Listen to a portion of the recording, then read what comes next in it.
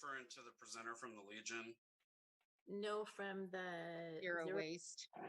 Yes, No, I we're don't. here. We're Okay. here. Thank you Okay. for that. Who is it? Kathy? Kathy Kleinsmith? Is that one of them? No, she's with GHD and will be assisting with the road safety plan. I believe it's Maggie Gaynor. Okay, she's on here. Yes, I saw that one. Okay. Okay, not the name I have on my agenda, so that's good to know. Thank you, Maggie. Recording in progress. So we are just waiting for Tammy, right? Yes. Okay, we'll give her about 30 more seconds and then we'll get started because all of our business is coming in a little while, so.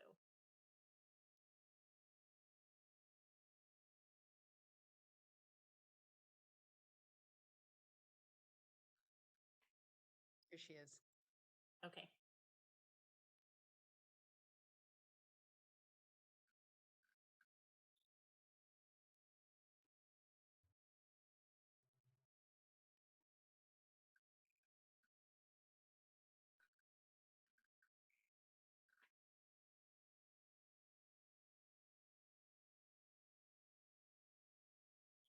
Everyone always gets so quiet.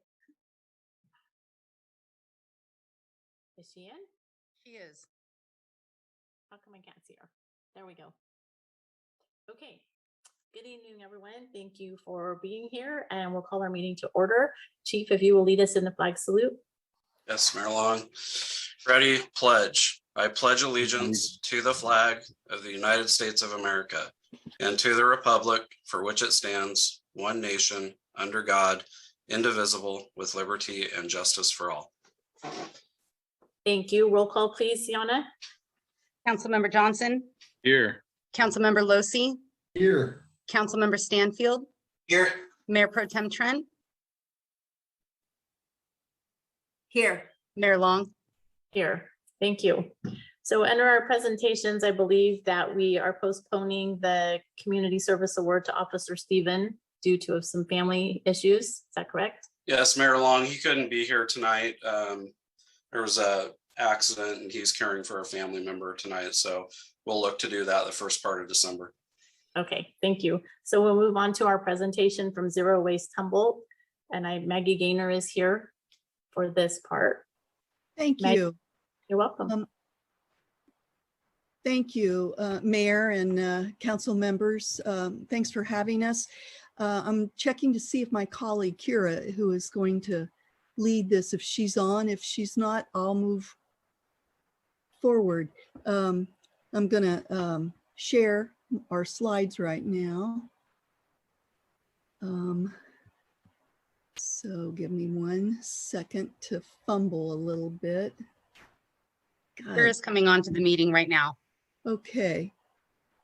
Kira, you want to load the slides up in their share, in their screen?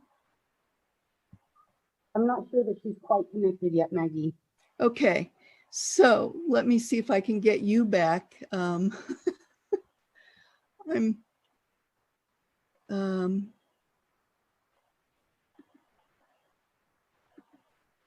There we are. Okay, so I will go ahead and put we promise to be brief as soon as we get set up here.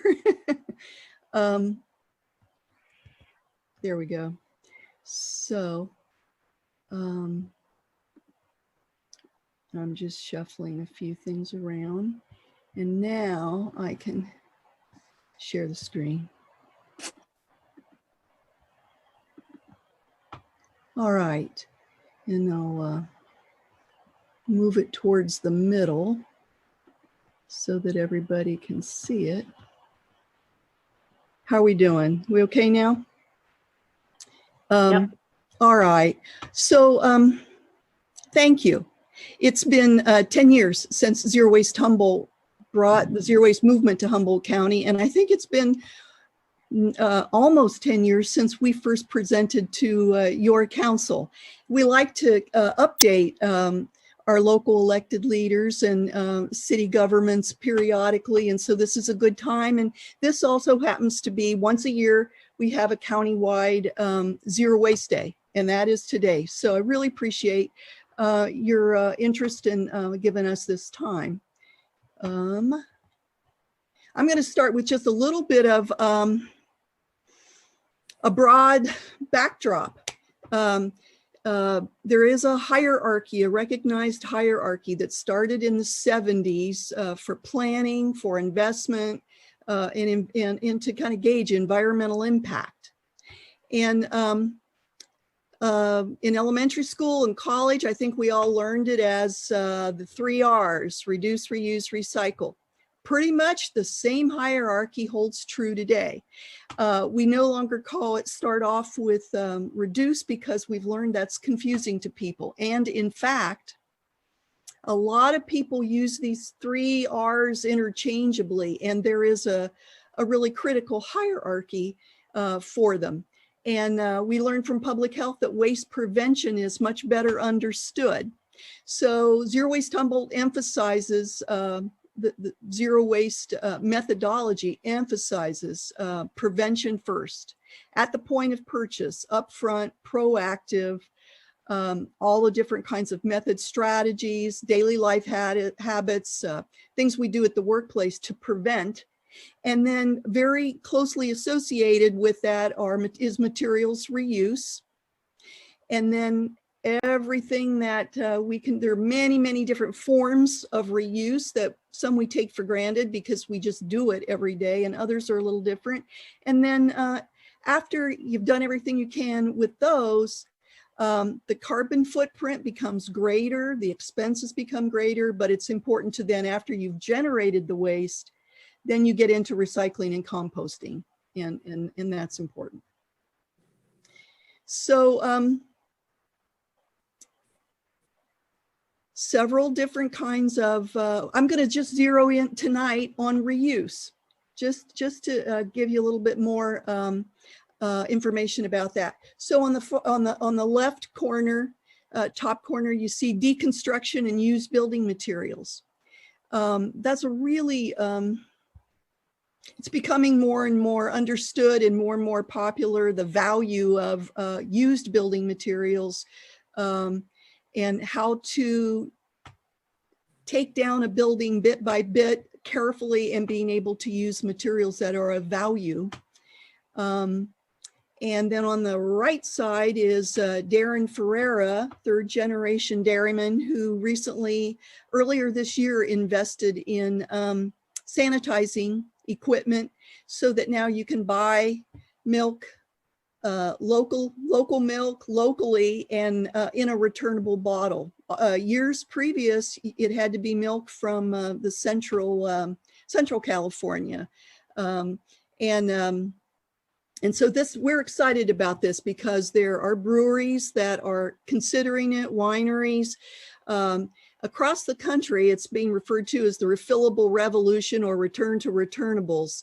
Again, it is better for the environment, and it ends up being better economically if you return the bottle, it's sterilized and refilled, rather than you put it on the curb, it's transported to a sorting facility, where then it's transported further away, and it's crushed, it's melted down, it's molded back into another bottle, and then it's refilled, and then it's transported back to Humboldt County.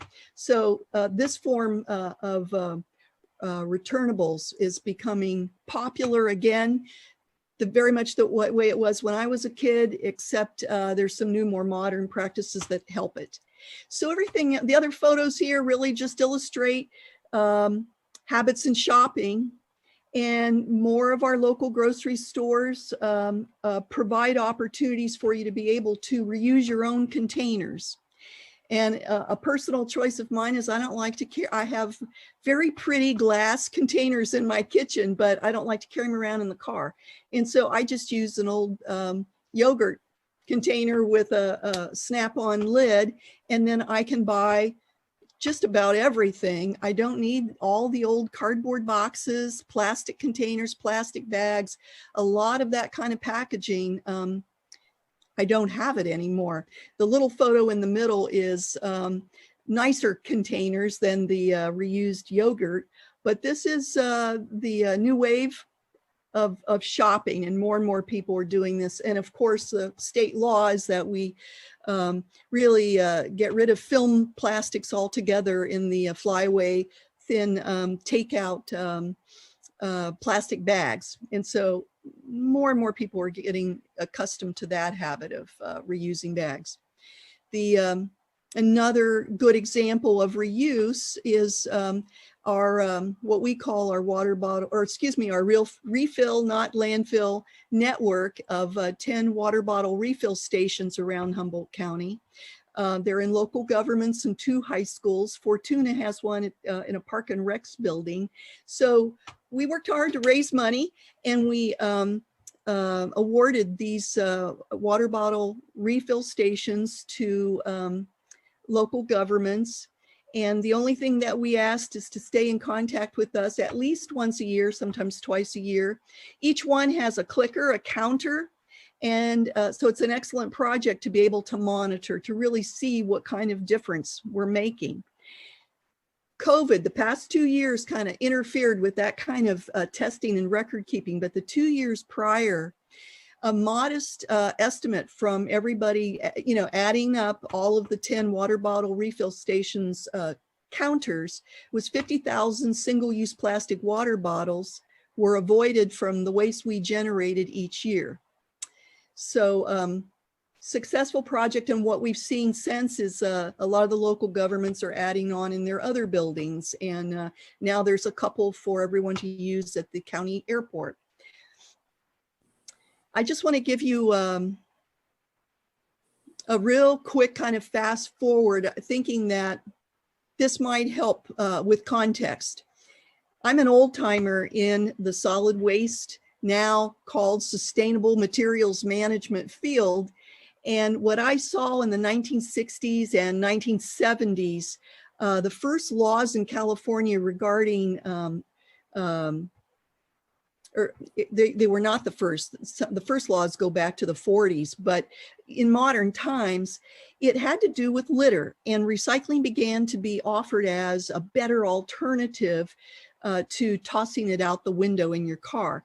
It was motivated because of Californians' embarrassment and concerns that there was litter sprinkled all along Highway 101 and I-5, and the California's tourism industry became a powerful ally in getting these new laws. And in fact, agriculture, too many farmers were finding some of the early fast food containers in their cows' stomachs when they died. And so that really was the first wave of laws in recycling. And then it moved into the 1980s and 1990s, where there was really serious concerns about landfill space and landfill space shortages and not in my backyard syndrome. And really, where are we going to put it all? And so a lot of laws were generated about landfill siting, about how to open up a landfill, how to cap off and close a landfill leachate.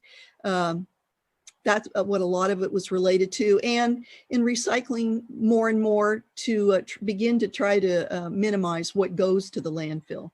And then in the 2000s, really, it became Californians' concerns about the damage that's being done by global warming and plastic pollution. And so that's where we are now. A lot of, I know Merritt has been real involved in the local task force of local governments all working on moving this forward. SB 1383 and AB 1826, these were passed in around 2016. It took a little while for the regulations on how to implement, but they really involve changing habits and business operations about food waste prevention, edible food recovery, business to business support.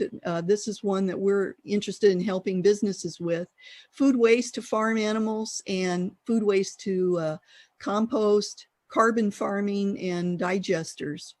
And so this goes into effect January 1, 2022, and is being implemented gradually over time. I think we're on a good roll now in Humboldt County.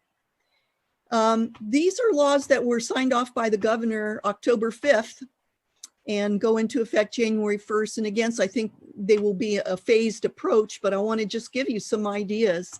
AB 1881 is about accurately how to measure the plastic and what is actually recyclable, and prohibits plastic waste exports to other countries.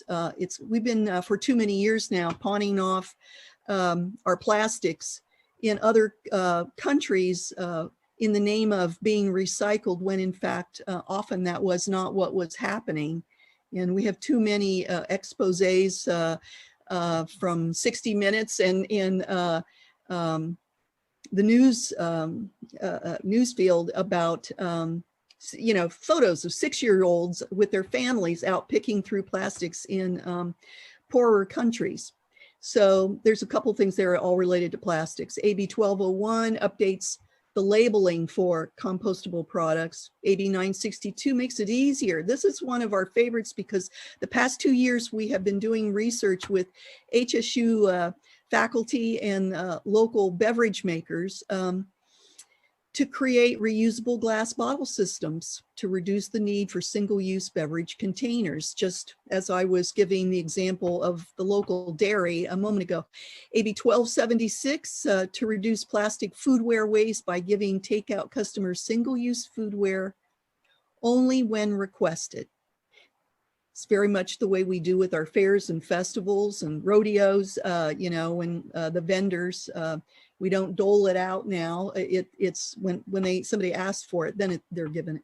And the last one is really important. For too many years, SB 343, too many years, the manufacturers, the largest Dow Chemical, the largest of the petrochemical industry that is making the single-use plastic packaging, single-use plastic doodads in our lives, they have been really using misleading labeling. And in fact, in 2013, several state attorney generals and the Federal Trade Commission said they were not allowed to use the chasing arrows. We've emphasized it with this law in California. People who really want to do a good job of recycling are being tricked. And I'm in the habit now of telling people, don't read what's on the container, do what your contract hauler collector tells you is recyclable. And this is my last slide. We just want, again, thank you. If you're ever interested in any issues within waste reduction, if your city would like to, we're a small organization with limited resources, so we go to where we're invited. And we've worked with local Fortuna High School, a little bit with Fortuna businesses. If you'd ever like to do some form of zero waste planning, we're happy to assist. Any questions for me? Does anyone from the council have any questions for Maggie?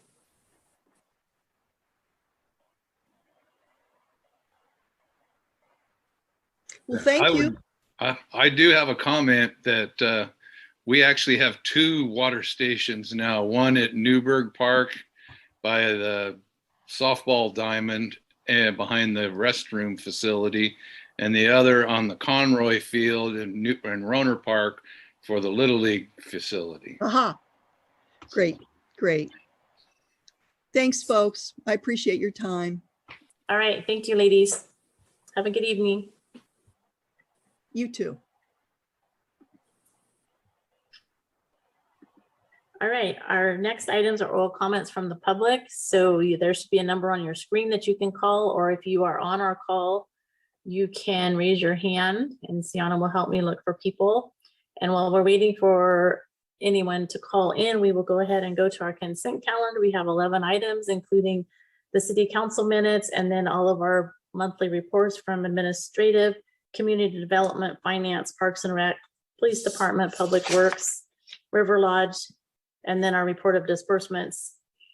Authorization of destruction of selected Fortuna Police Department records, supplemental budget request to use American Rescue Plan Acts to upgrade the audio video equipment in the council chambers. And that's it. Does anyone wish to pull anything?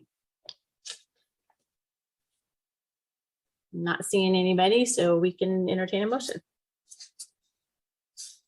Move Make- to approve the consent calendar. Sure. Tammy, are you seconding?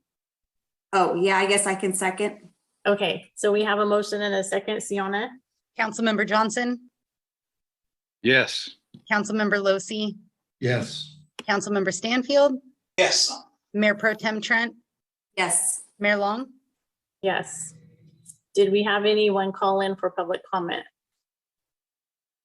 I don't see any. There are no additional participants at this time. We will close public comment and move on to our city council business. Our first item is our second reading to amend Title 17 zoning regulations of the Fortuna Municipal Code, deleting section 17.06.183, second residential dwellings, and adding 17.06.001.5 accessory dwelling units. Ordinance 2021-749. Thanks, Mayor Long. Liz Shorey will be presenting this item, and I see that we also have Rob Holmland who helped in the creation and development of the new ordinance. So Rob's there. So that'll hand it over to Liz.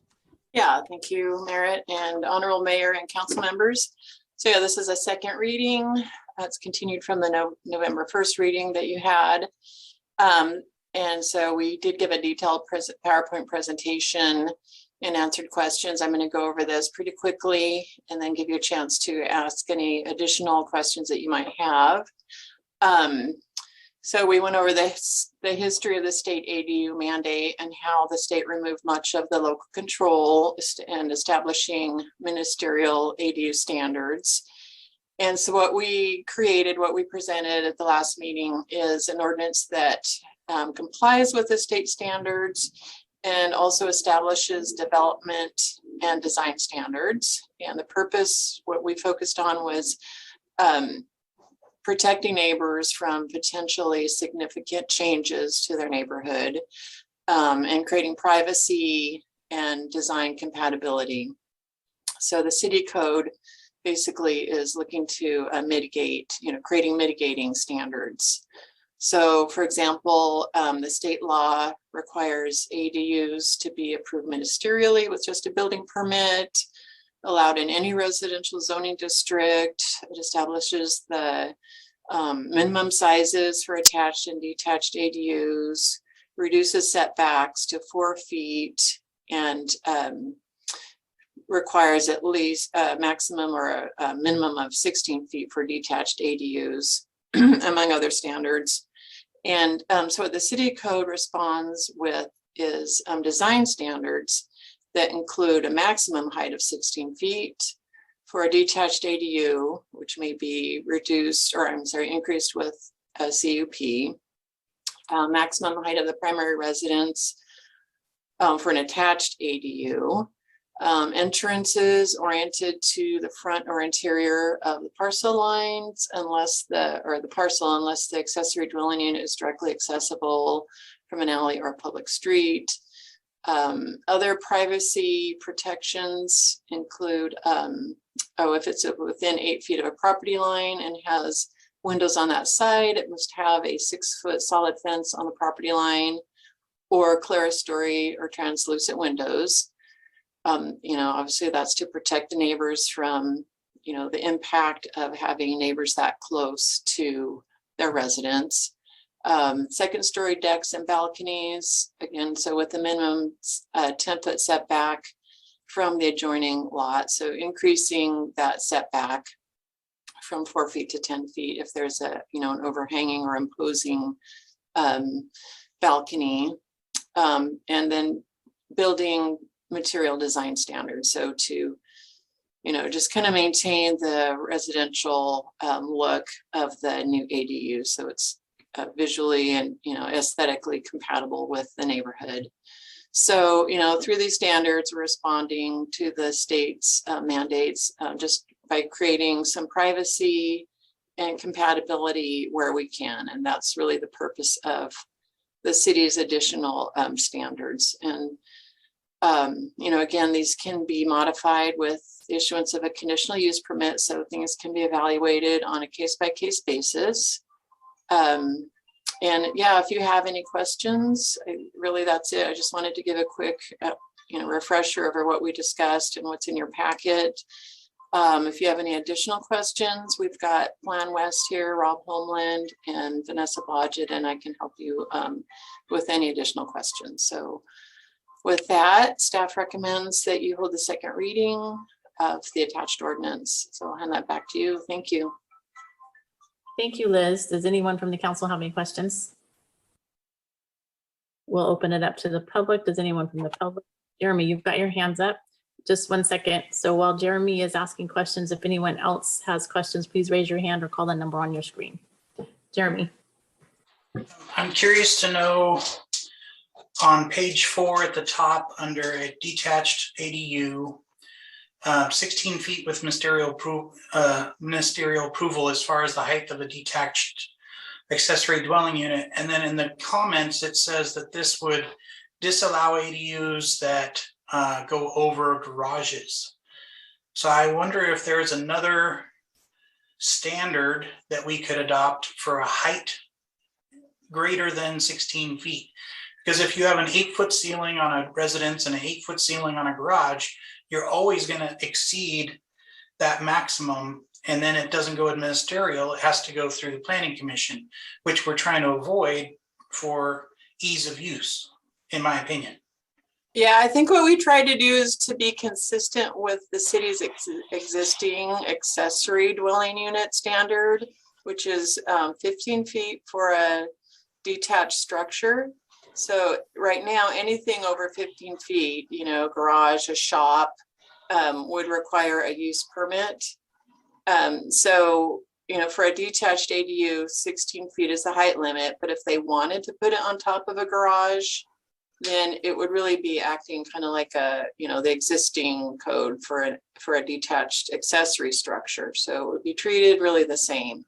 Single story would be allowed, 2-story on top of a garage, or 2-story or on top of a garage would require that permit. And it's more of an impact, on smaller lots, like in the 6,000 square foot zones where they're going to be closer to the property line, and have more of a visual impact on the neighboring residences. On the larger lot parcels, and that's true with the big shops that people build nowadays. With the larger lots, like half acre and acre, we do when we process those, in a large lot, they're going to be like 20 or 30 feet from the property line sometimes, and there's really virtually no impact. But on the smaller lots, that's where, it's a little bit more oversight.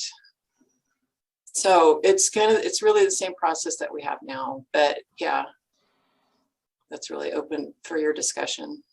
So I'm not really in favor of that because it puts it through the planning commission, which is kind of counterproductive to the, in my opinion, the ministerial advantages to just doing it that way. So I would like to see at least 20 feet, but I see the Councilmember- city manager on silence. Go ahead, I'm sorry.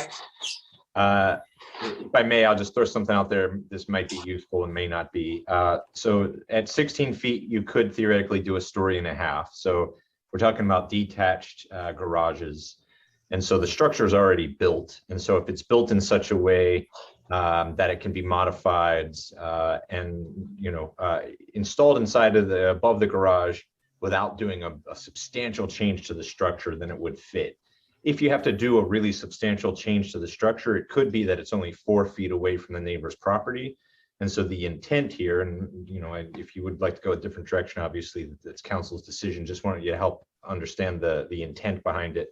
If you're going to make that substantial of a change to a detached structure that's close to your neighbor's property, then it goes before the planning commission so that they can have some required conditions of approval so that you're not lording over your neighbor's property. So we tried to strike a balance between making this easy and making sure that it doesn't grossly impact neighbors. But as you're suggesting, this can be changed so that that's a different number or just a different process entirely. Okay. So what that does for me is once you have to go for a conditional use permit, the neighbors get notified instead of just showing up one morning and there's this massive building really close to their property line and they didn't have any input. So I kind of like the fact that if we're going to put it 4 feet from someone's property line, they get to have a say and maybe point out some things that staff doesn't realize or the city doesn't realize is going to impact their property. So I get that it's extra meetings, but that's my reasoning for it. Okay. I was going to say the same thing because I live on one of those small lots. And if I had a neighbor on both sides build a large ADU, I could end up in a shadow canyon with no sunlight in the backyard and no view of the sky. And I would be highly against that. Fair enough. I'm glad we're talking about it so we can help each other's perspective. Yeah, like I said, on bigger lots, it's not that much of a problem because the setbacks are already further and the neighbors are spread out a lot further. But those 6,000 square foot lots, they're pretty small. So anyone else have questions or comments? I've got a bunch more, sorry. Oh, okay. Sorry, Jeremy. Page Go ahead. 12, paragraph 11-B. I'm not sure what impact fees for the development of an accessory dwelling unit less than 750 square feet. So is this saying that if it's 800 square feet as a maximum, if you build it slightly under that, there'll be no impact fees charged to the person developing?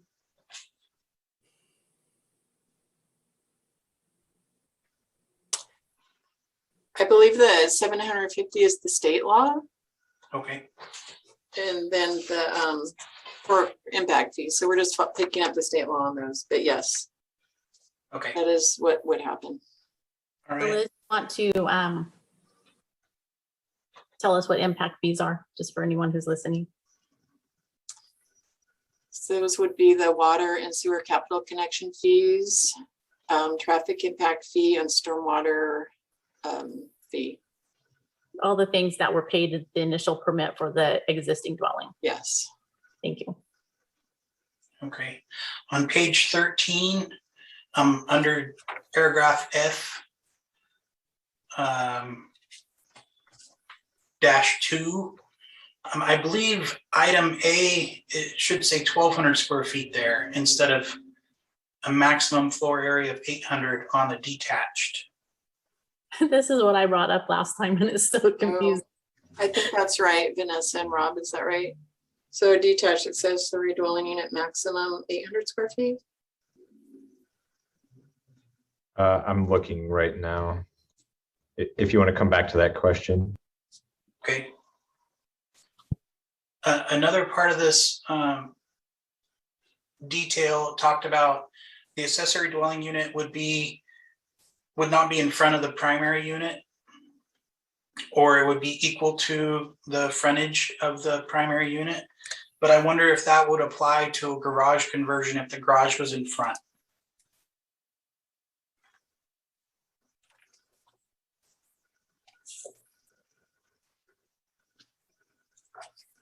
So just to clarify your question, we're talking about a detached garage. It's a separate structure from the primary house. And that detached garage is within, right? So the way that's phrased is that you can't build an ADU within the required front yard setback. So if that zone district says that your house can be no closer than 10 feet to the sidewalk, the back of the sidewalk, that's your required front yard setback. What you're reading says that you cannot build the ADU in the required front yard setback, which I think is a good requirement. But you're saying, what if the garage is already there? And I want to put an ADU above it. Is that your question? Above it or converting it to an ADU? That's a great question. I believe there's something written in there about modifying pre-existing buildings, but I'm not entirely sure. So I've got 2 questions to research if you have other ones. I have another one on page 15. Paragraph 4B1. Oh, that's this. I already talked about that. Sorry. It came up again, so I wrote it down again. And page 17, paragraph 1A. Could this say, instead of an accessory dwelling unit shall not be rented for any period less than 30 days at a time? Could it say without additional licensing? Because that would eliminate a VRBO or a Airbnb potential. And we don't have an ordinance that discusses that yet. That's directly out of state law. So the state says that that's just, directly out of state law. So that can't be modified. You could make it stricter, but you can't make it looser. So the state's intention there is that ADUs are not constructed so that they become vacation rentals. So you can't make it less than a month. You could make it more than a month. Does that answer your question? That totally answers my question. Thank you. But I'm curious to understand how VRBOs exist then. They just don't exist in ADUs in the state anymore. Okay. So they can exist in a house, but they can't exist in an ADU. Because the state's push is all about housing and extra housing and getting more housing built. And so they're not considering vacation rentals as providing housing. So I think Councilmember Stanfield's question is a really smart one. So the state is saying you can't have vacation rentals in an ADU, but you can take up a whole parcel of a single family residence. It's a little silly, but it's just the way the state law is written. Okay. And Councilman Stanfield, we will be bringing an amendment to the city's short-term rental ordinance to correct that, to make that adjustment. Oh, okay. And I Vanessa, do you figured have, one would apply or the other, but not both. Vanessa, have you been able to help us find answers to the other 2 items? I think, Yeah. sorry, go ahead. Oh, I did find for the first question that had to do with the 800 square foot versus 1200 square foot. So that was, and it is a little confusing. So that's in the section that's for ones that have limited standards. So if it's 800 square feet or under, it's purely a building permit and there's no other review. If it's between 800 and 1200 square foot, then there is the additional kind of like ADU permit and the other design standards apply also. That doesn't really make it very user-friendly or understandable. Is there a better way to explain that? Because So there's a table. The table in, let me find that. It is on page 10.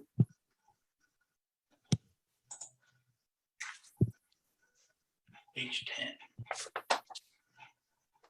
I had those exact same questions last time, Jeremy, and they explained them somewhat, but to me, it's still very confusing for someone who wants to look at this ordinance and figure out what they can build. Yeah. Well, and I wonder if our handout is any more clear to the layperson, and that would be my concern. I think the handout was better than the ordinance. Okay. So table 10, can you kind of walk me through it? Detached up to 800 square foot on single family lots. But then where does it say the 1200 square feet? So under is greater than 800 square feet and or 16 feet in height, then you have to meet the general requirements. You look at the development standards and the objective design standards.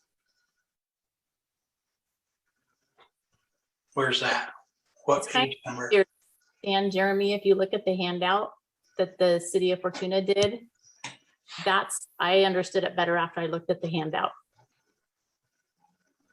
On page, I don't know what page. It's a separate attachment. On the Yeah. report. And I think Councilmember Stanfield, I think it just clarifies that the design standards for an ADU come into play when it's over 800 feet. And you still get a building permit in an ADU permit, but it's not just simply a building permit. If that makes sense. So is it ministerially approved? Yeah, there's no conditional use Mhm. permit required. It just, you have to comply with those design standards. And then if you don't comply with the design standards identified in the ordinance, then it would kick it up to a conditional use permit. You really I have think to the point start, is to avoid those discretionary choices by the state law. So this would establish the design standards that we went over last time and are in the ordinance, really to kind of protect aesthetics and other, neighborhood concerns that could happen. If you wanted to, we could go through those. But that's a big part of this ordinance. it's really table 1 that directs you to, determining what type of an ADU you have, and then which set of standards, E, G, or H. Right, okay. When you look at it has that filled out a little bit more. And the ADU permit, that means going to the planning commission, correct? No, that's still ministerial. ADU permits really just filing paperwork to make it easier for the city staff to crunch all the numbers. Because part of this is a numbers game at this point where the state's saying it has to be 50% or 850 square feet. There's a lot of numbers. So I think it's really just so that Liz has all the numbers in front of her and she can say, yes, your unit is this size and you're proposing this size. And so, yes, it's all ministerial. It's like a confirmation report. So the use, And out that summary doesn't tell them when they need to go to the planning commission, get a conditional use permit. yeah, that is in the text of the ordinance. So to deviate beyond even those basic standards, to get an exception to the design standards. So the ADU permit is really basically the design standards. And then to deviate from those is where the use permit would be triggered. And that's in the text of the ordinance. So to me, that would make more sense if we added that to this handout now, because It's that ordinance is long, the ordinance is confusing, and Oh, it's actually at the bottom of table 1. It's in a footnote, and it may be elsewhere. it's also in the handout under height, and it said 16 feet Yeah. with ministerial approval and the maximum height of the zoning district with a use permit. so in the table above this one, there's another. It says if it deviates, footnote 1 says if it deviates from the objective ADU permit standards, then it requires a use permit. But wouldn't it be easier to show it on our little chart and to put a little tiny footnote and little tiny writing that no one's going to understand? We can Okay. we'll certainly update the handout, for readability, and I think we will over time. Again, this, when this came up last time, we talked about, it's somewhat of a learning process, and we're going to look for those areas where people might get tripped up, but we could look at this handout and try to clarify and maybe say more specifically, rather than in a footnote, over 16 feet requires a conditional use permit, and add it to that. Add the footnote to the column, perhaps, but I think that's something we could play with outside the ordinance. I think the intent is clear in the ordinance. And this might be something that you want confirmation from your city attorney, but my time at the city of Eureka, I do recall getting approval from the city attorney and finding case law that allowed for changes to the ordinance, as long as it didn't change the content, just to add clarity. So if it's adding a footnote that's already elsewhere in the ordinance, staff could theoretically change this ordinance to add that kind of clarity, as long as it's not changing the ordinance itself. I also have an answer to Councilmember Stanfield's additional question. Okay, go ahead. So the question was about front yard setbacks and if an existing structure is already in the front yard setback. So looking at page 11, item E6, there's a section about converting and replacing existing structures. And B says if an existing structure is demolished and replaced, then the ADU can be constructed in the same location and to the same dimensions as the demolished structure. It doesn't really address converting existing structures, and so a sentence could be added there. So that, is maybe a failing of that particular item 6B. It doesn't really talk about converting. It's only 6A that talks about conversion, which is an internal ADU in that case. So then worst case scenario, depending on how staff interpreted this, it would become a conditional use permit to do what you're proposing, because that flexibility is built in here, where if it's not explicitly allowed, then it can be allowed through a conditional use permit and approval by the Planning Commission. So options are to leave it as is, and staff interprets this as conversion, the same as demolishment and replacement, or it becomes a conditional use permit. I think staff's interpretation too would be that if it's an existing structure within the intention of this ordinance, that we wouldn't require a conditional use permit. How are you with that, Jeremy? I'm good with it. Thank you very much for pointing that one out. I missed it.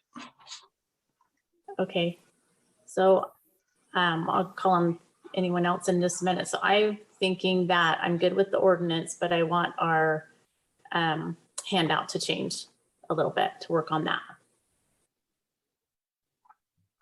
Anyone else from the council have any comments or questions? I am seeing no one. Let me see if anyone has a hand up. I see no hands up. Does anyone from the public wish to comment on this item? There's a number on your screen. I think I said that already, and we haven't gotten any callers, correct, Sienna? Okay. All right, so we will close public comment and we need a motion.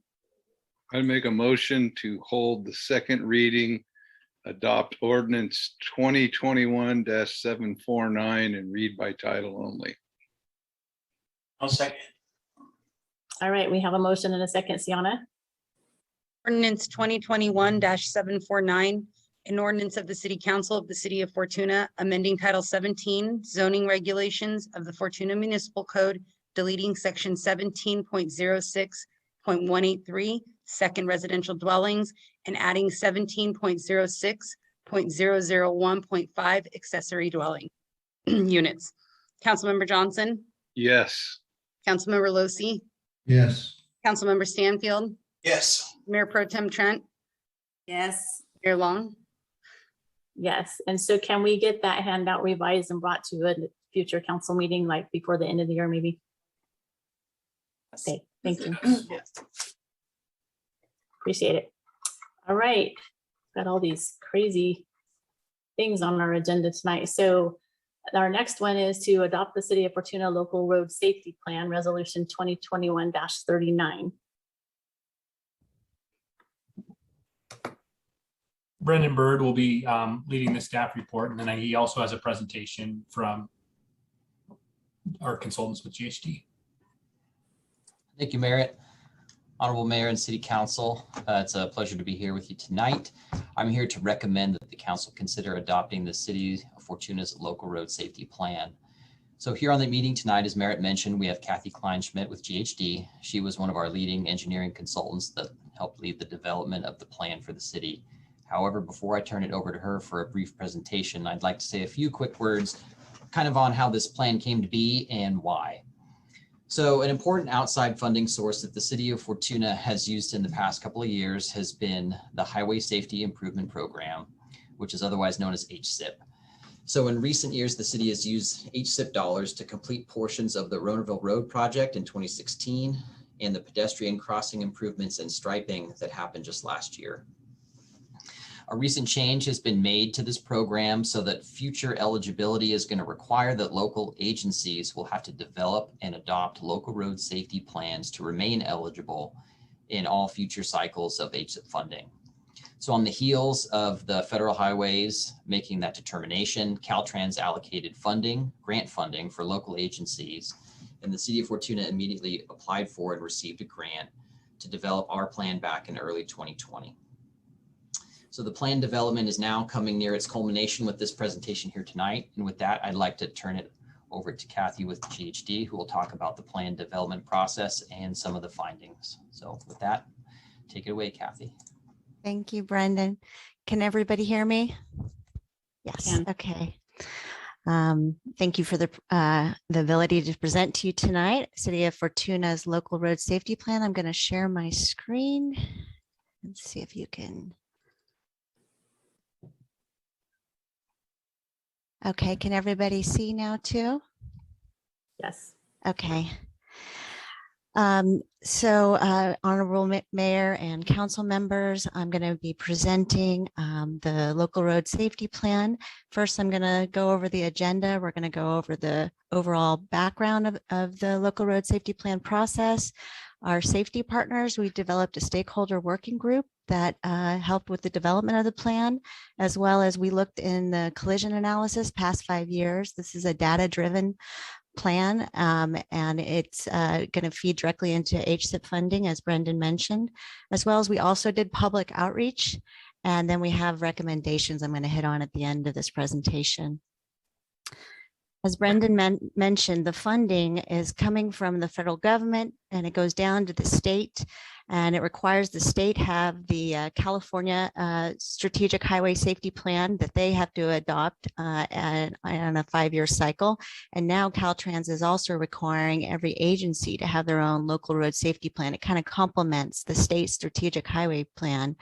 And it's necessary for next HSIP cycle, which will actually be this year. And in the next couple of months, they'll be announcing it. So it was important to get this plan underway and developed. As Brendan mentioned, the city has been very successful in winning previous HSIP funding. They've won a lot of different pedestrian crossing enhancements, where you've seen them probably throughout the city on Main and Ronerville, where you've got those rectangular rapid flashing beacons, as well as some center line and edge line striping, as well as the Ronerville Road project that was also STIP and HSIP funding, and that did a lot of improvements along that corridor, completed in 2016. The city has also been very successful in winning Safe Routes to School grants and funding different improvements around the elementary schools, as well as a middle school there. And other funding sources like active transportation program. I'm hearing the next cycle, they're actually placing emphasis on one of the scoring criteria they're going to add is for projects that are identified in adopted plans. So it's really important to have safety projects identified in as many plans as you can get. The local road safety plan is required for HSIP, but on ATP, it would also be a nice thing to mention bike and ped projects for that, as well as if you have a bicycle and pedestrian master plan. So the city did receive a grant for this plan. It is a data-driven process that's complementing the state strategic highway plan, which is to reduce fatal and serious injury collisions on the public roads. Of course, with this plan, we want to cater it to your agency's needs. So we're looking at collaborating with a group that's not only focused on engineering, but as well as emergency response, education, enforcement, and the emerging technologies. These are the 5 traffic safety E's that are identified in the state plan. So I'll get into our engineering countermeasures as well as the other safety E's we looked at countermeasures. The overall process, this is FHWA's Federal Highway Administration's process. We followed this process. We established our stakeholder working group, our leadership. We looked at the past 5 years of safety data. We determined emphasis areas and strategies to mitigate some of the safety concerns, as well as how do you prioritize and incorporate those strategies, and then evaluating and updating the plan. So in the beginning, the city obviously works with these folks day in, day out, boots on the ground type people we want to have involved in the plan development. These safety partners were identified with, kind of going over all the different stakeholders that are important to include in the plan development, people from the city, as well as, your jurisdictional roadway partners, Caltrans District 1. We also included Humboldt County, as well as your police department, your fire department, your school district, Fortuna Union High School District, the high school, as well as your elementary school district. They were all stakeholders during the development of this plan. Humboldt Transit Authority, Redwood Community Action Agency, as well as your city ambulance. So throughout the plan development, we did have 2 meetings, as well as they could provide comments on the draft before we went to present it to you. We had 2 meetings. The first meeting was in December 2020, last year, and we looked at all the collision data. We talked about the process of conducting a local road safety plan, as well as we discussed the different emphasis areas based on collision data, just needs of the city. And we focused the plan on pedestrians, bicyclists, distracted driving, intersections, as well as aggressive driving and speeding management. The second meeting, we reviewed all the public comments. We did have a website that was live, and I'll get into that next, that we got a lot of good comments from. So we discussed that with the working group and ways to look at their safety concerns, because sometimes some of the safety issues don't necessarily have a collision, existing collision issue. So we looked at those concerns, as well as we looked at different safety countermeasures and projects that we could recommend in this plan. As well as we refined the guiding principles, the vision, the mission statement, and the goals. So in developing the vision, the mission statement, and the goals, the stakeholder working group discussed what we're trying to achieve, as well as how we're going to get there. I'll just read the vision. The City of Fortuna will partner with various community stakeholders to provide a safe and sustainable multimodal transportation system for all users of the public roadway in Fortuna. And the mission statement's pretty much how we're going to get there, in developing a comprehensive safety plan with stakeholders and citizens, as well as our goals are complementing some of the collision data we noticed with your rear end collisions, as well as speeding and improper turning, as well as the goals they wanted to achieve with this plan in improving multimodal infrastructure around schools, reducing fatal and severe injury collisions, and just making it a more livable, walkable community. I just want to hit on some of the collision analysis. Past 5 years. So when we started this, we didn't have 2020 data complete. And with COVID, it's kind of an anomaly. So we looked at this past 5 years. There was 436 collisions for the city of Fortuna's jurisdiction on those roadways. And the majority are at intersections, 264 with 172 at your segments. This is a collision density heat map. This kind of shows you where your collisions are occurring in the city. Main Street in your downtown had a hot spot between 9th and 12th Street, as well as Ronerville Road had some various hot spots. This one here has recently been mitigated with the installation of the all-way stop at Newburgh and Ronerville. And then down Fortuna, Newburgh and Fortuna had a hot spot, Newburgh and 12th Street, as well as down here by the Redwood Way on Fortuna, and then here at the Kenmar and Fortuna Boulevard, Ross Hill Road intersection, and then down here on School Street. And looking at your collision severity and collision type, the city did not have any fatal collisions in the past 5 years, but you had 6 severe injury collisions. The majority of collisions were property damage only. On your collision types, the majority are rear end, and sideswipe was the second at 96, followed by hit object. I'm going to also get into your vehicle to pedestrian collisions and your bicycle collisions. First, I just wanted to hit on where the severe injury collisions were located. 3 occurred in 2018, and 2 were, so in 2018, you had 3 collisions, all on Ronerville on different locations. And then 2 of the severe injury collisions were vehicle to pedestrian collisions. One was at Oak and 7th, one was on Ronerville. And then you also had 2 due to a broadside not yielding to the right of way at an intersection. As I mentioned, 2 of them were vehicle to pedestrian collisions. One was over here off Oak and 8th Street, as well as Kenmar Road. And those were occurring in the shoulder or crossing not in the crosswalk. But the majority of pedestrian to vehicle collisions were already at crosswalks at the intersection. So it's good that you focus on your existing crosswalks at intersections, because we're noticing that's where a concentration of your pedestrian collisions are. As well as your bicycle collisions.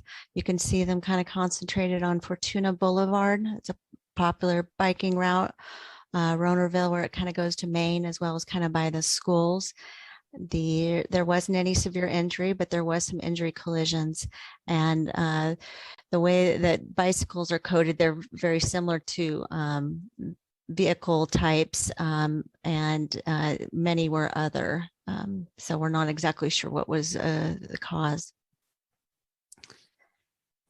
So the website was live for several months. You might have heard about it through, they posted the website link on the city website, social media outlets, as well as it also made it on TV.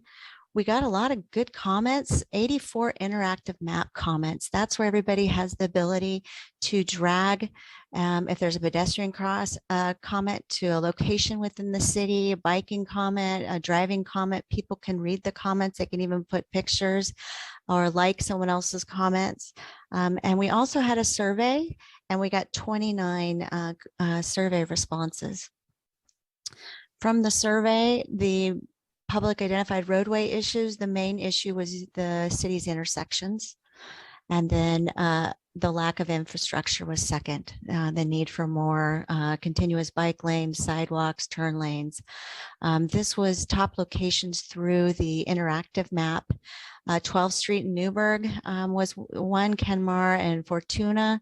These were areas where we already had our hotspots. Downtown Fortuna along Main, that's another one we had already identified. Ross Hill Road and School, Newburgh and Fortuna.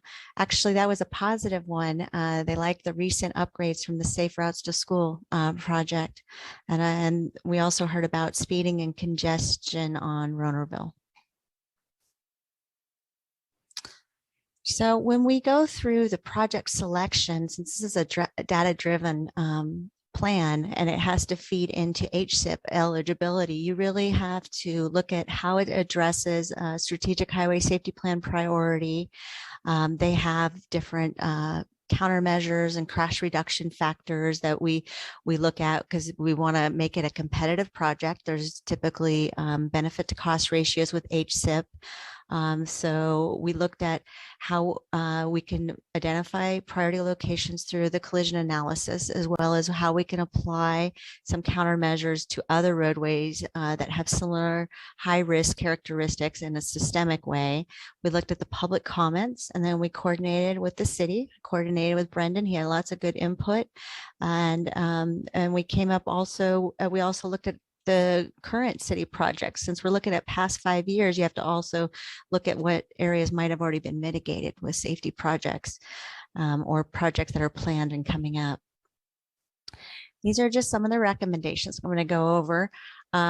So the city already implemented some of these countermeasures. I just want to highlight that as one of the countermeasures, the retroreflective borders on the signals backplates. You've probably noticed those within your city. Another one we are suggesting is improve the signal timing, as well as upgrade your signals. Some of the signal indications are 8-inch versus 12-inch, as well as pedestrian countdown signals. Put those at those intersections mentioned here, as well as your push buttons. They have accessible push buttons now too. And these are all fundable through HSIP, as well as converting certain intersections to roundabout. That is also a safety countermeasure. The city is already in the planning of the Kenmar and US 101 interchange for roundabout. I believe Newburgh and 12th has also been identified for a future roundabout. And then we're also suggesting at Fortuna and Kenmar and Riverwalk. So those are areas for improving the intersection control as well as pedestrian crossing enhancements, Fortuna, Newburgh, and Ronerville and Newburgh. And then these evaluate the intersection for conversions to all-way stop. That would have to be done through an engineering study. But if it's warranted through an engineering study, then that could be a countermeasure through HSIP. And then other countermeasures recommended in the plan are bike lanes on Fortuna Boulevard in Newburgh, segment lighting on Fortuna, Main Street and Smith Lane, as well as refreshing or installing edge line and center lines, Runnerville, Riverwalk, Smith and Newburgh. So as I mentioned with this plan, we not only wanted to look at engineering as a countermeasure, we also wanted to include other safety E's, and we worked with your police department and as well as your fire department. And we wanted to put some of those things into the plan. So targeted speed enforcement, where you have areas of speeding or areas of concern, as well as speed feedback signs, where they can put on the side of the road those radar signs that can tell you how fast you're going. And some of this stuff can be funded, additional officer enforcement and stuff can be funded through Office of Traffic Safety grants, as well as distracted driving type campaigns. And then for your emergency response, the signal at Newburgh and Fortuna is right by your fire stations. So giving them preemption where that allows them to have control of that traffic signal to flush out the traffic, especially for that southbound approach. That would be a nice thing that can be applied for with this plan, as well as just make sure that access is always maintained with future developments. We did look at a lot of education priorities and things we can include with the plan, different pedestrian safety campaigns about the do's and don'ts of crossing, bright clothing and carry a light at night. You could bicycle education and resources, those bicycle rodeos at schools and different stuff like that. As well as the one thing that came up with working with the school districts is they really do need bike parking near the high schools and middle schools, and that can help with encouraging more people to take their bikes to school, less traffic. And then with the agencies we are working with the development of the plan, they said, we could always kind of complement each other with some of these safety resources and work together. So there could be a countywide, collaboration with the Safe Routes to School Task Force, as well as you can work with other agencies and Redwood Community Action Agency, Humboldt County, and Humboldt County Association of Governments. And then just hitting on some emerging technologies. There's, always the ITS infrastructure, how the signals communicate back to the city, as well as smart cities practices, improving your technology with some of these grant funding abilities. Also, bicycle detection is a nice feature to have at signals. That's usually through video detection. And then just getting more changeable message signs. If you have special events, you can have those changeable message signs for the events or the traffic changes. And where we are today is we've got a final draft report that presenting to you for adoption. It is going to be a living document to be updated as needed to reflect the changes. It typically needs a formal update every 5 years that kind of coincides with the state's strategic highways safety plan. But there's goals that are identified in the plan, and those can be tracked through the process as well. And thank you so much for your time today. And I would like to open it up for questions. All right, we'll open public comment in case anyone wants to call the number on your screen, or anyone that is on our meeting can raise their hand, and we will go to the council. Mike Losey has his hand up first. Thank you, Madam Mayor.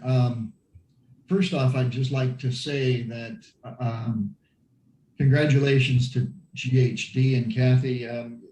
The local road safety plan, the draft report is excellent, I think. I mean, it's professionally done. I like the color photos. It's very comprehensive. So you guys are to be congratulated for just an excellent report. I think really any future plans, as you mentioned, that the plan needs to be updated every 5 years. One of the areas, can you see me? Can you hear me? Okay. Yep.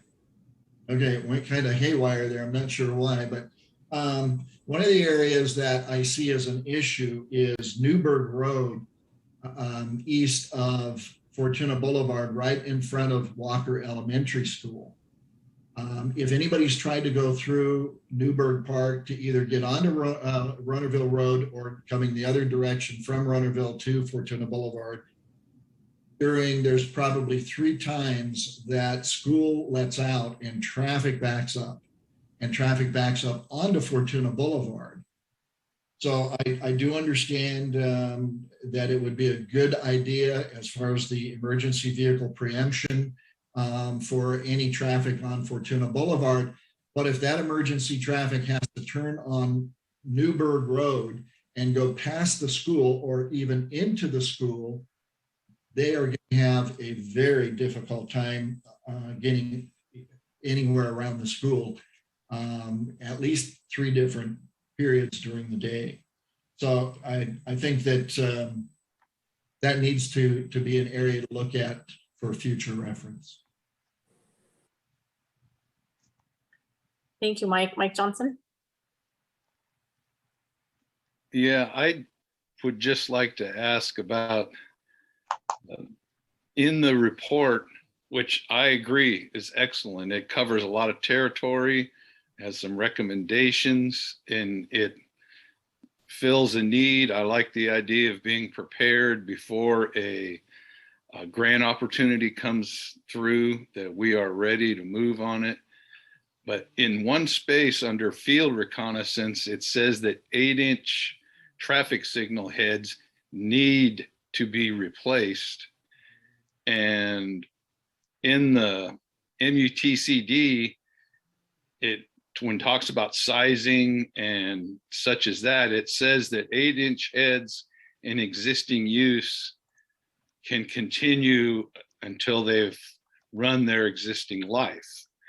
And actually, if the intersection at 12th and Main were built today because of the speed limit there and the distance from the limit line to the traffic signal head is less than 125 feet, you could build it with 8-inch heads.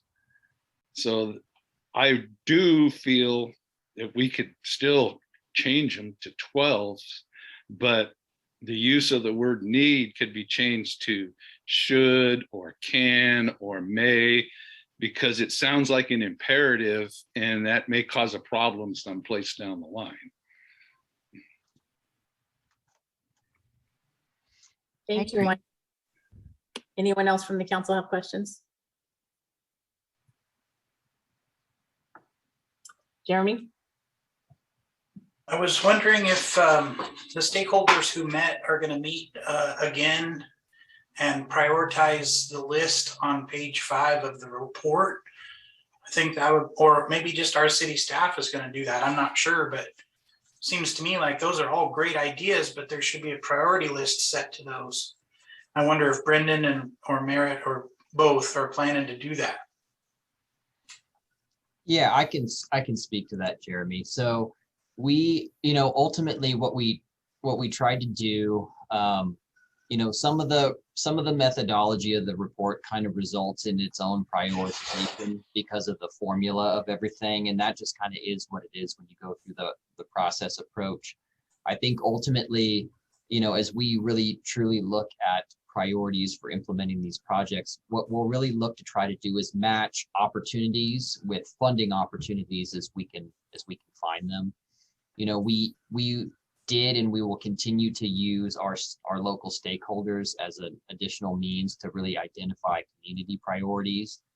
And, we'll do that in future development of these plans in the future as well. But I would say that it's kind of It's, it's certainly going to be a living process, and we're going to be continually evaluating what our priorities are based on the needs of the community and the opportunities that we have in front of us. So. Okay. One other comment, and I don't know, I'm not trying to be nitpicky, but if this is a document that we're supposed to like adopt or accept, in the report, it talked about an incident on the corner of Oak and 7th, and Fortuna doesn't have an Oak Street. It might be O Street. This is kind of an interesting one, and we scratched our head on this a little bit too. There is actually a small little section of street over off of Main called Oak Street. It was news to me too. Oh, okay. Yeah. It's right near those metal buildings that John Egan built a few years back. Oak. If you know where those. Yes, it's kind of by where Leonardo Logging was up off of Main there. Yeah. Kind of in and around the Chevron station. Yeah. Learn Doesn't something even new show it all up the on time. Yeah. Parcel Quest. Okay. Questions from council? I don't see any hands raised from people who are on our meeting. Sienna, anyone call in? No, but Mike Johnson did notify me that he's lost his internet, so he's not on the meeting longer. He just disappeared on us. So do we want to have the 8-inch to 12-inch traffic lights, that sentence that said need to be changed? Is that something that we want to address before the report is finalized? I think we should, yeah, Like when the John- council adopts it, I would recommend making that change. Okay. And then there's some typos in there that I would like to have fixed before it's actually done too. So if you want to make the motion to amend the typos, you could give the typos to Brendan if they're not subject matter, and then also to, They're not. okay, then also to include the change from shall to need to should.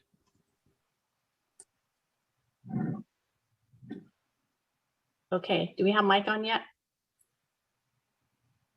No Mike. No. Well, it'd be nice if he voted on this. But Let me see if I can get him to call in. Give me just okay.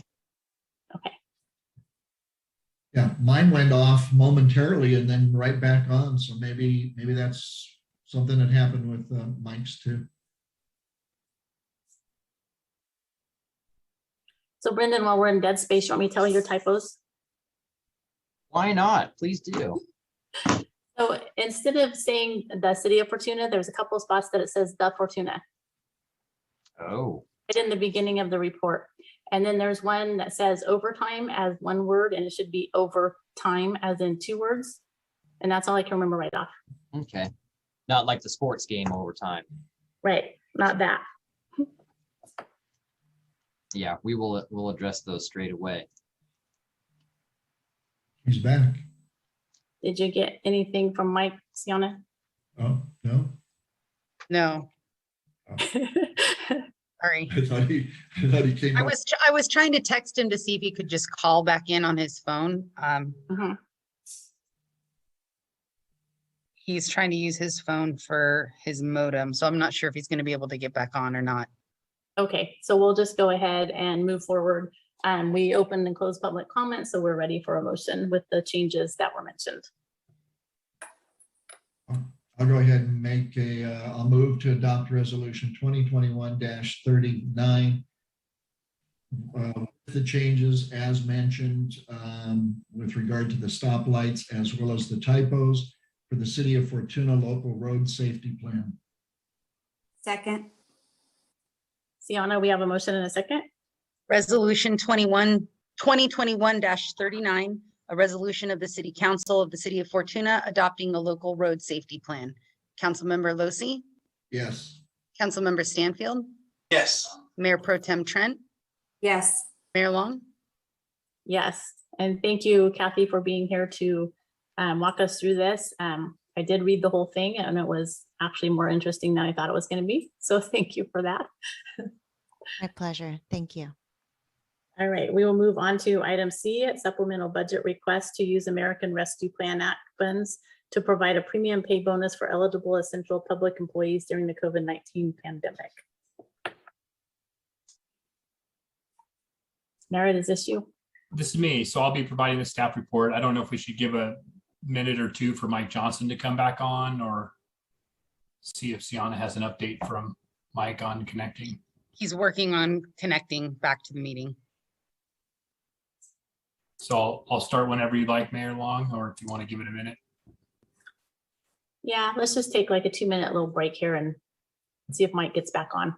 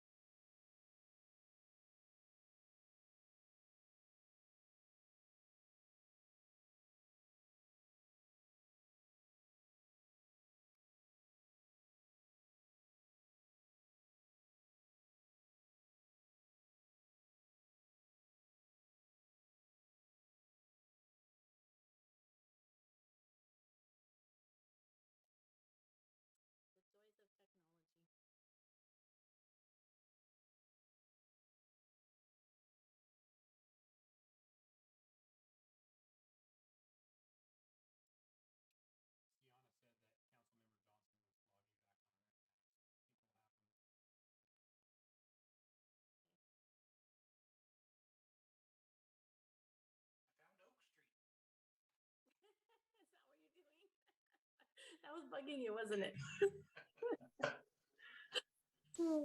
I only knew because we worked on those metal buildings for Johnny again. The only reason I knew. I didn't know till then. Well, nobody has an address on Oak Street because I Googled it. It's all the backsides of businesses, I guess.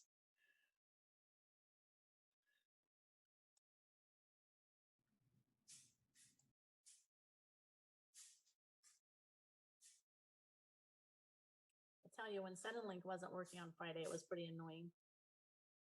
Did your technician have to come, Jeremy, or did it just start working?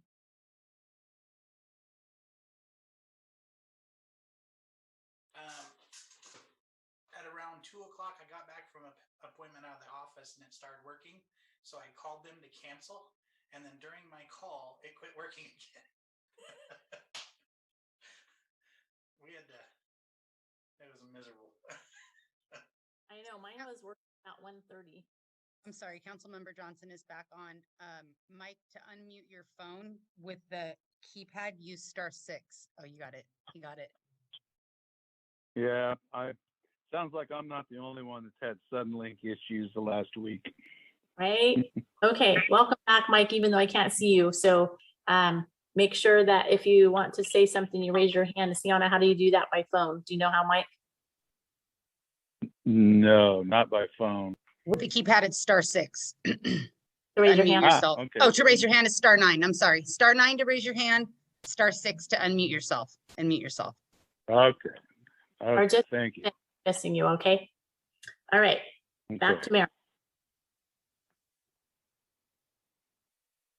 All right, if I could share my screen.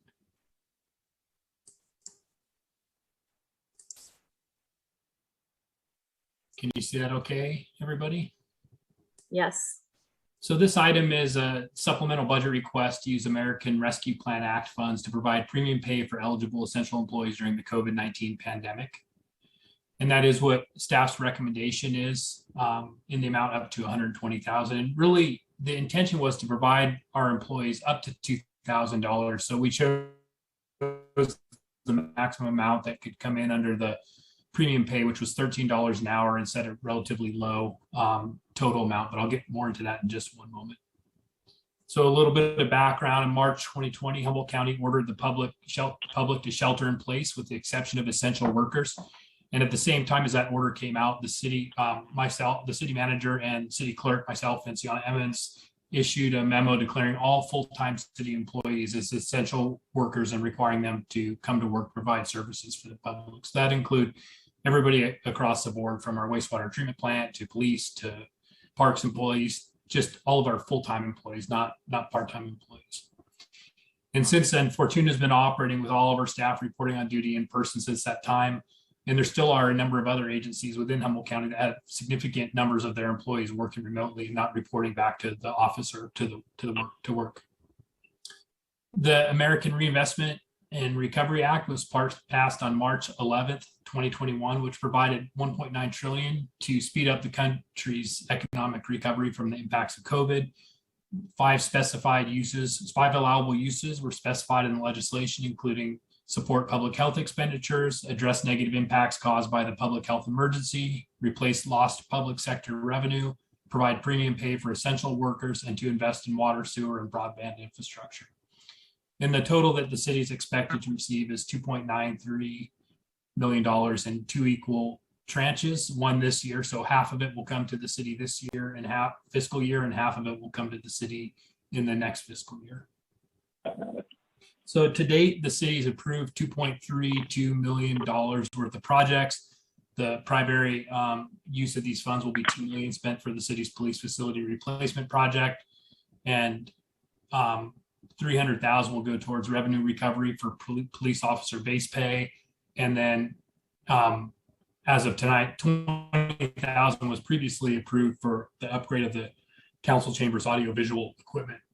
And so those are the items that you see at the top. It actually increased from 20 to 45,000 for the council chambers audio visual, and the box you see in the bottom of the red. This is what staff is proposing for the remaining ARPA funds, and really it's to include 120,000 for premium pay for essential workers with a limit of $2,000, and then the reservation of funds for future projects. At the last council meeting, we talked about various different American Reinvestment and Recovery Act fund projects that could come up there, and there really wasn't a clear decision. So for now, what staff is recommending that we reserve those funds for future projects. We don't have to identify what they're for now. So using this $120,000 for premium pay would leave $467,614 remaining for other projects as decided by the council in the future.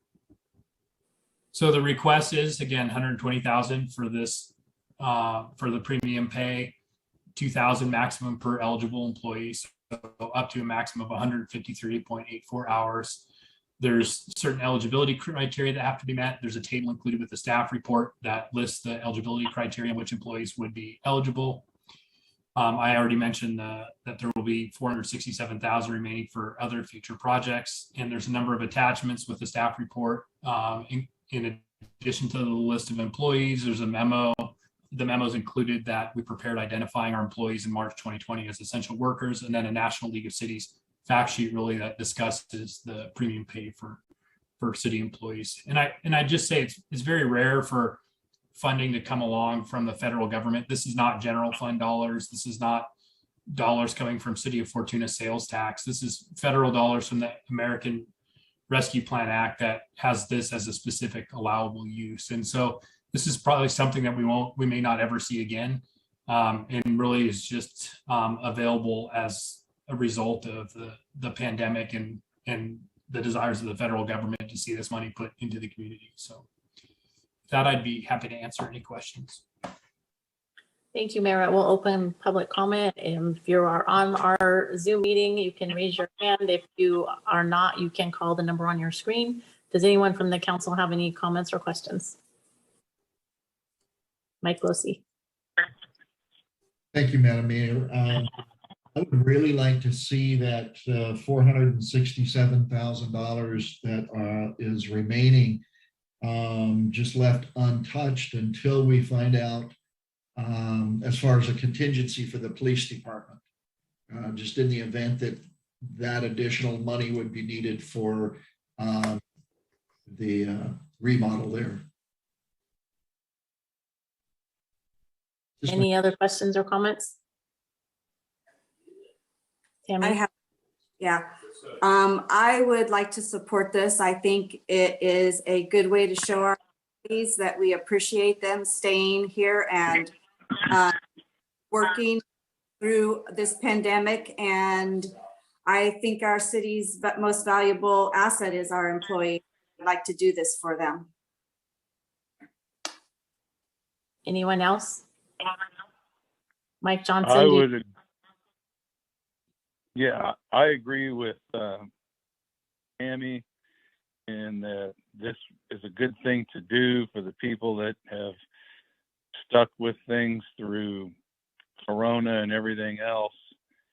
And I also agree with Mike that we should hold money in reserve for contingency for the PD remodel project.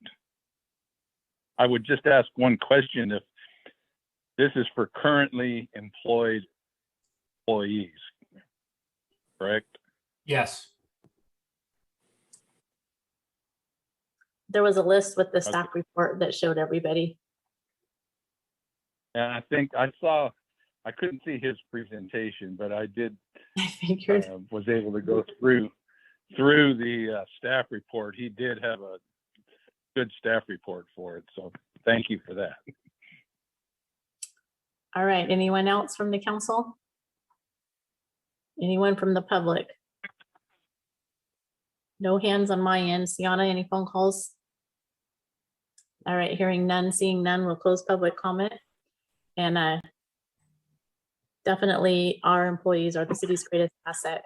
So anytime we can reward them for working hard and being available to the public is a good day. So with that, if there are no other comments or questions, we can entertain a motion. I'll make a motion to approve a supplemental budget request to use American Rescue Plan Act funds to provide a premium pay bonus for eligible essential public employees during the COVID-19 pandemic in the amount of $120,000. Second. Sienna, we have a motion and a second. Roll call. Councilmember Johnson, Yes. Councilmember Losi, Bradley, yes. Councilmember Stanfield, Yes. Mayor Pro Tem Trent, This one I'm actually happy to vote on. Mayor Long. Yes. All right, thank you. Our next item is a discussion to change monthly staff quarterly. So we put this item on, I think at the request of the city clerk and some of the department heads. Sienna, I don't know if you have anything, but really it's a question of staff to council is how frequently would you like to see those monthly staff reports from our department and division heads? Is the council happy with how we're doing it now and having it monthly? Or do you think less frequency would still meet the needs of the council being updated what's happening? It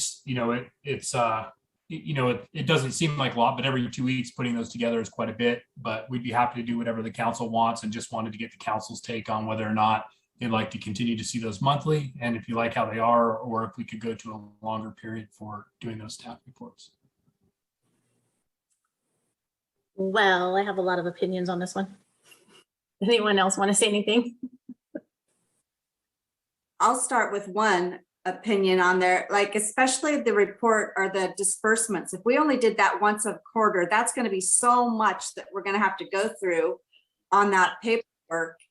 I think there's some of them, maybe some of them can be reduced, but I think if it's just quarterly, it might be a lot more that we're going to have to go through and read at that meeting. I'm going along the same lines as Tammy. I think there's some we could switch to quarterly, but some I want to see every month. For instance, the finance, I don't want to not be updated on what our finances are except quarterly. And the same with the cash disbursements. And honestly, I just really like knowing what's going on in the city. And if we wait till quarterly, it's like a really long time. But I don't really care, Sienna, sorry, about the administrative department monthly report necessarily. You know, I wanted to just add one thing. I think this partially was in response to some conversations I'd had with council members about kind of like the repetitive information. There seems to be some redundancy with some of the information in some of the staff reports. And that could be just from the template that was set up when that department originally started creating those monthly reports, or it could just be, you know, a habit of the author. I mean, it just depends on how long, you know, the individual's been responsible for the report. But I think that staff is supportive of whatever the council wants to see. We just want to make sure that we're not being redundant, that we're not providing, you know, information that council members not interested in seeing on a monthly basis. And then maybe if there's some areas to streamline or trim fat, that we can do that. That was really the intention of this. So I agree. And I've seen some things that I think could just maybe be made into tables where we can just see the changes rather than the explanation of what every department does. And like, I know the police department has the same paragraph at the top every time, but I don't know that till I've already skimmed through it and read it. So I get that that's out there for the public as well, but somehow making some kind of a table or something in the middle, if you want to keep that line on there, Chief, because it is really good the way, you know, it talks about serving the community and all the things.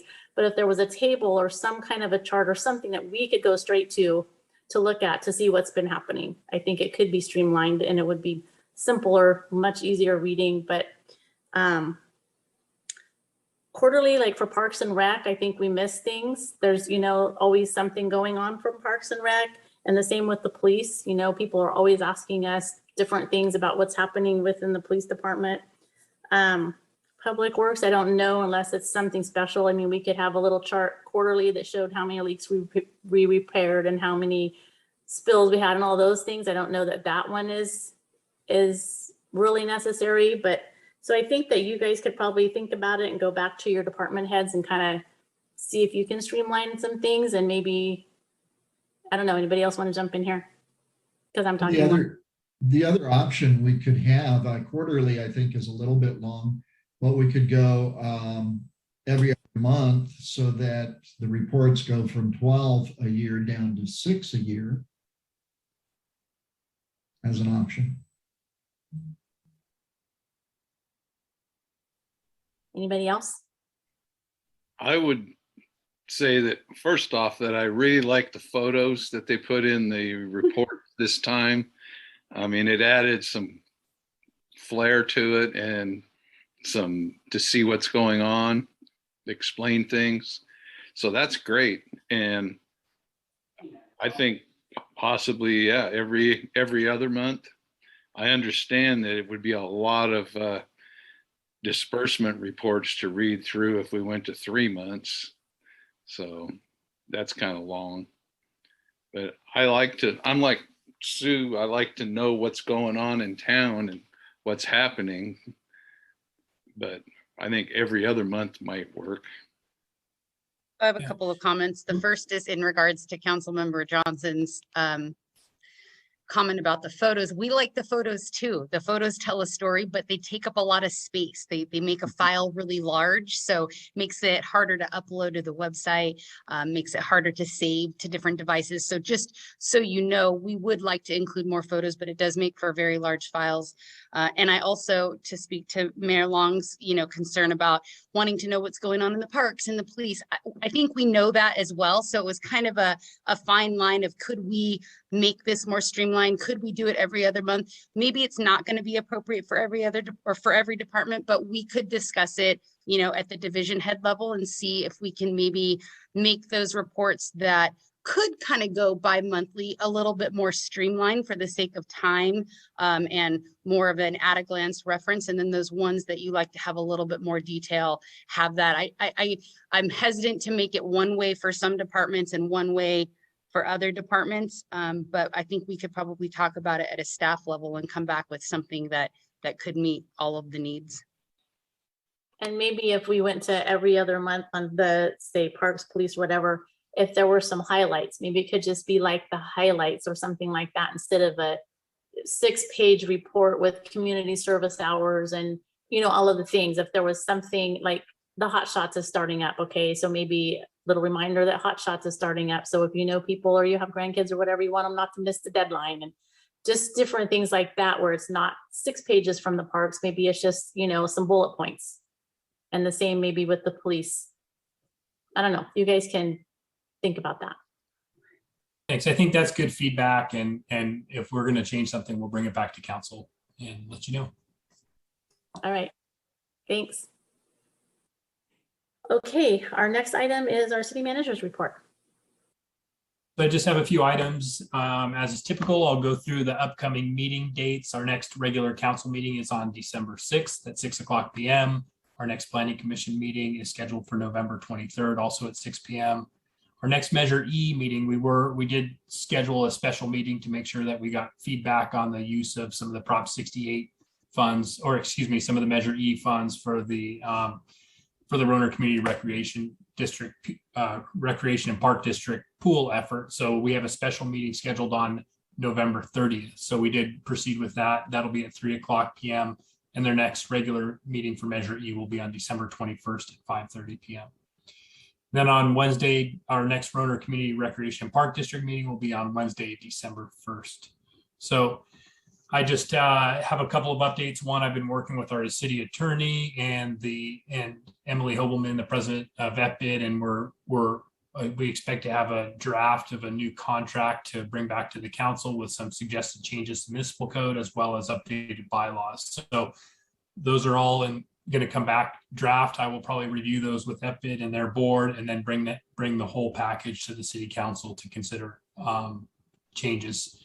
So we're hoping to have that by December 6th, but certainly before the end of the year. So with that, there's a number of other things, but that's all I have to report for this evening.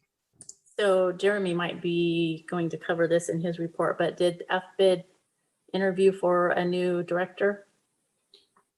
They're scheduling for interviews right now for the 18th. Okay. Anyone else have any questions for Merritt? All right, seeing none, any future agenda items? I have one. We've been talking a lot about economic development and trying to bring funds into the city and businesses and stuff. So I really think that we need to stop putting off the cannabis ordinance. I think that we need to go ahead with that. I think we should be able to have a public meeting at River Lodge. They've had a few in there. I think we can arrange to do that, but I think that we've put it off long enough and we need to go ahead and actually move forward with this.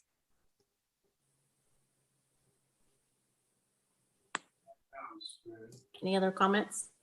I don't know if you want other agenda items, but one of the things that I'm working on with our police chief and city attorney is modification to the city's municipal code to give the police department options to address unlawful camping within the city. So I'd like to bring back an ordinance change to look at more prohibitions for location, times, and other things to keep people from sleeping in front of our businesses and obstructing the public right of way. And also address unlawful loitering. So really just tightening things up. I don't know if the council would want to see a workshop ahead of time, or if it would be okay to draft an ordinance to bring it immediately for first reading. I'm okay with an ordinance. What's everyone else thinking? I'm good with an ordinance. Okay. We'll bring that back on a future agenda. Okay. And thank you. With regard to the cannabis, I really wouldn't even want to have a discussion about that until we know from staff whether any kind of a public meeting at River Lodge would be restricted numbers wise. If it is, then I don't think we should be having a meeting. I think any meeting that we have should be unrestricted as far as numbers. And I don't know that we, at this point, can have that kind of a meeting. So just thoughts on that. I think it's important. We, be happy to set that up through teleconference. If you still want, if the council's opposed to that, then, we could try to get numbers, but happy to do whatever the council wants there, including take a stab at a draft ordinance and recommendations from staff too, if you want to. But again, that's when we've been ready to go on for quite some time. Well, Yeah, and we- it's hard because I want to hear from Fortuna. I don't want to hear from Arcata and Eureka and all the people as far as our citizens go. And I don't know how you get some of our citizens on a Zoom meeting. Just a question maybe leading up to this as a future agenda item. We could do a survey and put it out in water bills too, and that'll get to everybody who's paying, who has water in the city, and do a little bit of outreach. I'd be happy to bring a questionnaire to the council ahead of time, but that might be one way to get it started and get a large swath of people within the city that wouldn't normally come to a meeting. And just see if we get any surveys returned. Yeah, we have a draft. We put that together, but we wanted to have it in advance of a meeting, but maybe we could go ahead and just see what the public interest is and then gauge whether or not we follow up with a meeting. Merritt, I have a question on that. We have a lot of multi-units in Fortuna and they don't get water bills. How would you get the information to them? Yeah, that's a tough one. So it would just, it's an easy way for us to get a lot of people. If we felt like there's a large segment of the population that we're not getting, we could make an extra effort there. But again, if that would help the council decide whether or not you want to have this on a future, a workshop or another meeting, that could be something we do in advance and then move towards a future meeting, depending on the results. I think the discussions that we've had in the past have pretty much centered around not moving forward until we're able to move with a in-public meeting. And I don't know what a survey is going to do. Certainly, your questions would have to be very specific, but I don't know. I think I don't know that things have changed that much since the last time we had this discussion. Walt, did you have a comment? I do. We live at Royal Crest, and there's 200 plus homes here. We do not get water bills, so we do not get those notices. And I haven't been able to figure out a solution to that. But I wonder if the manager here would be willing to put those in with our rent bills. I don't know. All I know is nobody at Royal Crest gets notices from the city of Fortuna. So we're just left out. Okay, we will keep that in mind. Thank you. Thank you.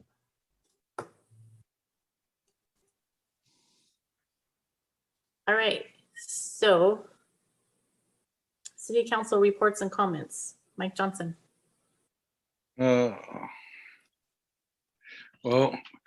I have a HCOG meeting coming up, and on that agenda for the meeting this coming Thursday is some updates to the regional transportation plan and the regional transportation improvement plan.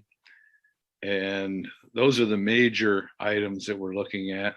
My iPad went to sleep and the agenda for that went away, so I don't have it in front of me anymore, but I remembered that. Jeremy stood in for me at the last historical commission meeting last week because I was tied up and couldn't get to it. And I appreciate what he's done for that, so I will let him report on that. And that's pretty much until I have the HCOG meeting. That's what I have for now. So thank you. Okay. Thank you, Mike. Mike Losey. Thank you, Madam Mayor.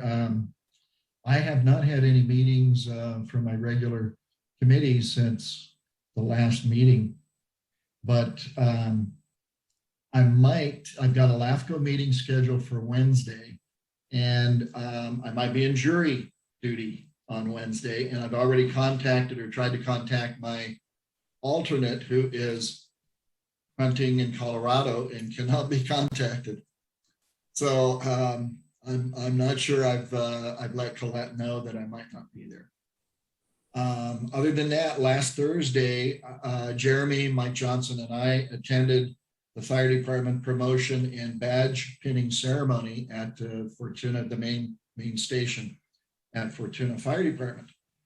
So it was an excellent ceremony. Congratulations to the explorers, the firefighter promotions, from firefighting trainee to full firefighter, and all the other promotions. There were quite a few promotions from lieutenant to captain, and so it was a good turnout too from the public. So congratulations to them all. All right, Jeremy. All right, I will start with that historical commission. That was a pretty neat meeting to sit in on.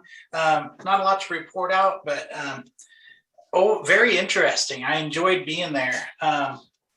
The historical commission said that they're still working on the book in and around the arena that commemorates the 100th anniversary of the Fortuna Rodeo, but it won't be ready by Christmas. So sorry, everybody, you got to come up with something else. But mid-March, they should have that book out. They accepted 3 donated items to the museum. The first one was a set of Presto logs, 6 in a bundle, still in the original twine from Palco, Pacific Lumber Company. And a neat story there that at one point when the lumber mills were really suffering, Presto logs are what kept that company afloat at one point. So pretty neat little history lesson there. There was a 1904 copy of the semi-weekly newspaper, The Advance, that was donated by a resident in Reading. So that's in the museum now.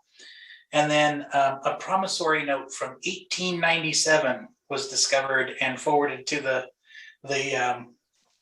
the historical commission, and it was handwritten in Scotia, California. So from a lady out of Eureka, Mrs. Bradbury. So pretty fascinating stuff. Then Cameron donated 3 pairs of our old roller skates because those were historic. Let's see, regarding FBID, I have a great president that gave me some notes here. So Anderson, Lucas, Somerville, and Borges are making pretty decent progress on the audit. So there's more to come there. Board members are still trying to help the auditor round up a few various documents. President Hobelman appointed a hiring committee that includes myself, the city manager, her, and I believe one other board member, Ashley Mitchell. So after lengthy discussion, I know Councilman Losi had an interest in participating, but we thought we might keep the hiring committee to a smaller group and then report out our findings with A, B, and C. Let's see, downtown merchants are planning their holiday open house on Friday, December 10th. And in coordination with that, there's some FBID board members that have really stepped up, and they're taking the lead on the Al Gray Memorial Lighted Parade, which is on the same evening. They will start at Redwood Village and go through a predetermined route and end up on Main Street, where they will be lined up and able to be viewed by the public as in years past pre-COVID. Overall, the board's really looking forward to the hiring process and starting that job or talking to the job applicants. Then let's see. Happy to have momentum on events leading into the holiday season, and our next board meeting will be on December 9th. So that's it for FBID. Couple other notes. I attended today's chamber meeting, And just wanted to highlight a couple things that were in their notes that kind of go along with the greater good of the economic development of our region.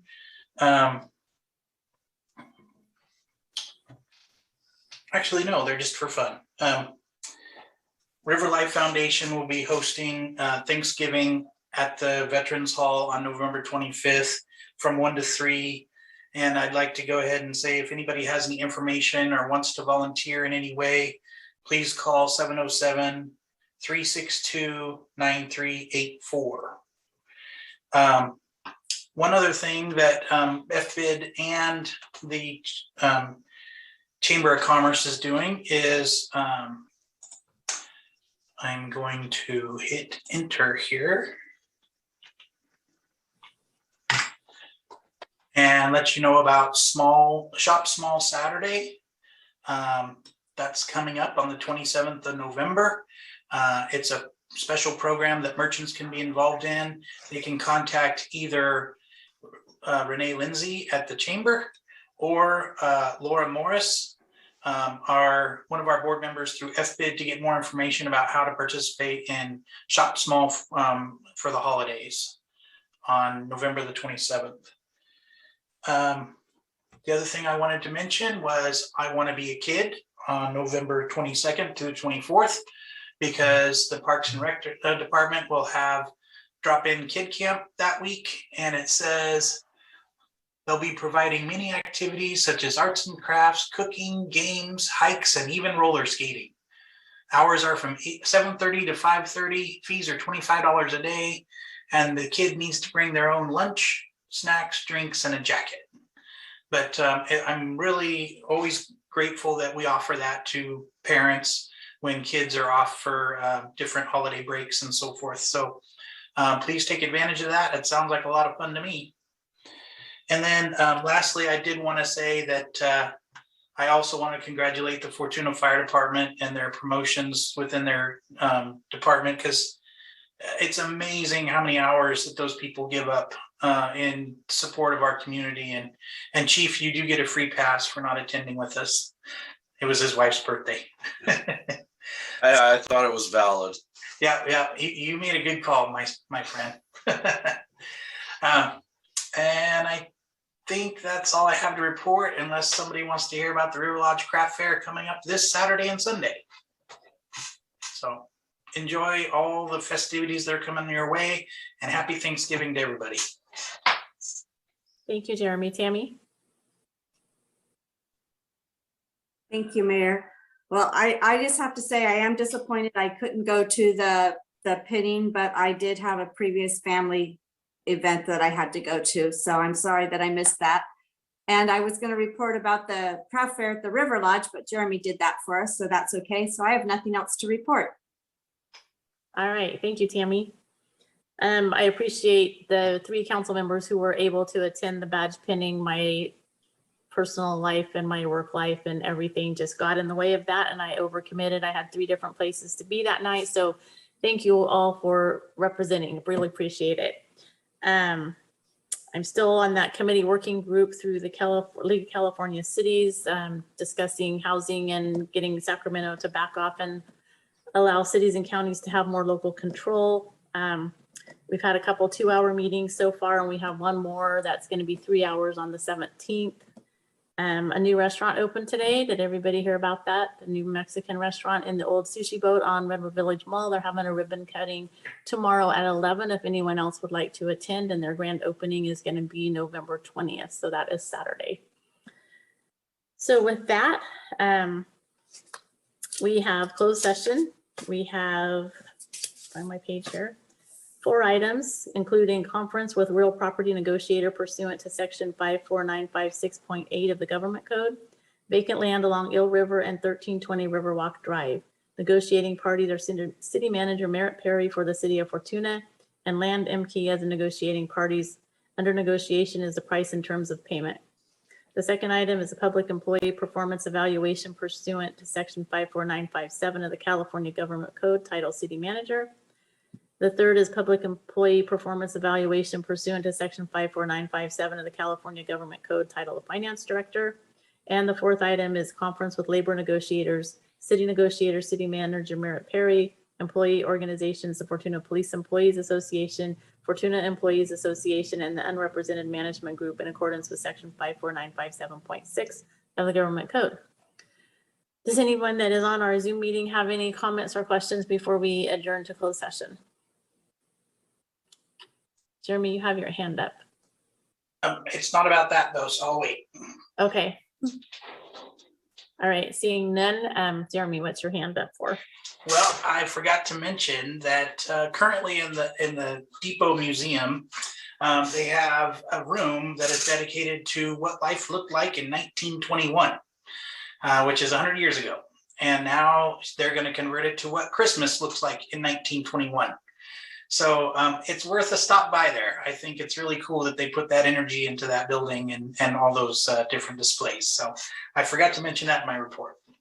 All right, thanks. So would someone like to make a motion to adjourn to closed session? I'll make a motion that we adjourn to closed session. I'll second. All right, we have a motion and a second. All in favor? Aye. Aye.